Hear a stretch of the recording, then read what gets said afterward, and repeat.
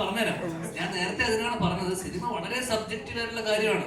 നിനക്ക് ഇപ്പൊ പൊന്മാൻ ഇഷ്ടപ്പെട്ടു എന്ന് വെച്ചോ, ഇവിടെയുള്ള എല്ലാവർക്കും പൊന്മാൻ ഇഷ്ടപ്പെടണമെന്നില്ല. നീ പറയണോ പൊന്മാൻ ഗംഭീര സിനിമയാണെന്ന്, പക്ഷെ ഈ പൊന്മാൻ ഇഷ്ടപ്പെടാത്ത എത്രയോ പേരുണ്ടാവും, നമുക്ക് ഉണ്ടാവും.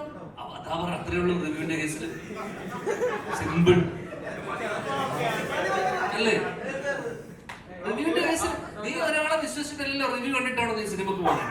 ചിലപ്പോ ആയിരിക്കും, നിന്റെ കേസിലല്ല. അപ്പൊ പിന്നെ അത്രേ ഉള്ളൂ അതിനുള്ള ഉത്തരം. അതുകൊണ്ട് നീ എന്നോട് ചോദിക്കുക എന്തുകൊണ്ടാണ് റിവ്യൂസ് കറക്റ്റ് ആയിട്ട് റിവ്യൂ? ഞാൻ റിവ്യൂ അല്ല, നാളെ ഞാൻ റിവ്യൂ അവിടെ അടി ഉണ്ടാക്കില്ല. അത്രേ ഉള്ളൂ.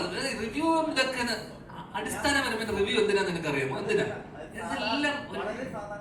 നീ ചോദിച്ചെന്ന് വെച്ചാ എന്താണ് ഇവരൊന്നും കറക്റ്റ് പറയാത്തെന്നുള്ളതാണ് നമ്മളെ ചോദ്യം. പിന്നെ ഇപ്പൊ നമ്മളെ OTT കേസ് നീ ചോദിച്ചതില്, OTT വരുമ്പോഴാണ് ഇത് കറക്റ്റ് ആയിട്ട് അറിയുന്നത്. അത് തെറ്റാ. കാരണം അറിയുമോ, ചില സിനിമകൾ നമ്മൾ തിയേറ്ററിൽ എക്സ്പീരിയൻസ് ചെയ്യണം, മനസ്സിലായില്ലേ?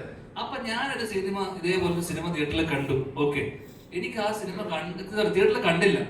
കാണാത്ത സിനിമ ഞാൻ OTT, അത് തിയേറ്ററിൽ സൂപ്പർ ഹിറ്റ് ആയ സിനിമയാണ്. ഓക്കെ, ആ സിനിമ കണ്ടിട്ട് പിന്നെ ഞാൻ OTT വരുമ്പോൾ കാണുന്ന സമയത്ത് ഞാൻ ഇതേപോലെ തന്നെ ഞാനൊരു ഡിസ്കഷനിൽ എനിക്കൊന്ന് അശ്വനിന്റെ അടുത്ത് ആരോട് തന്നെ ഫോണിൽ സംസാരിച്ചപ്പോൾ ഞാൻ ചോദിച്ചു, ഇതെന്താണ്, ഇത് ഭയങ്കര അഭിപ്രായമുണ്ട് പക്ഷെ എനിക്ക് ഇഷ്ടപ്പെട്ടില്ല എന്ന് പറയുമ്പോൾ എനിക്കൊന്ന് അശ്വൻ തന്നെ പറഞ്ഞു, ആരോ ഇത് റിവ്യൂർ തന്നെ.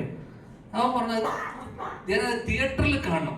തിയേറ്ററിൽ ആ സൗണ്ട്, അല്ലെങ്കിൽ ആ സൗണ്ടിന്റെ കൂടെയും, അല്ലെങ്കിൽ ആ തിയേറ്ററിൽ നമുക്കത് ആ ഒരു പരിപാടി വേറെ തന്നെയാണ് എന്നുള്ളത്. അത് ചില സാധനങ്ങൾ അങ്ങനെ കണ്ടാലും മാത്രമേ നമുക്കത് ഫീൽ ചെയ്യാൻ പറ്റുള്ളൂ.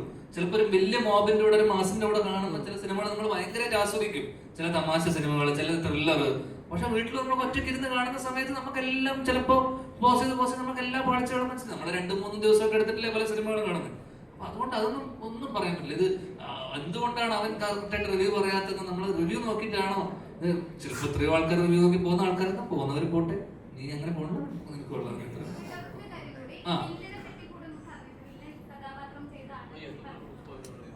അതിനെ കുറിച്ച് പറയണോ?